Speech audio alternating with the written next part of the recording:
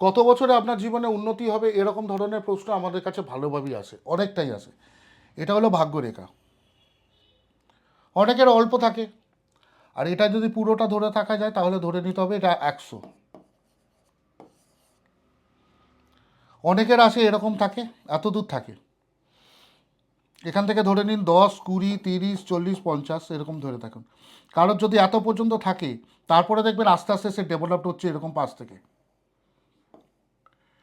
তবে ধরে নিতে হবে যে এখানে এত পর্যন্ত যদি থাকে, তার 40 বছর বয়স থেকে তার উন্নতি শুরু।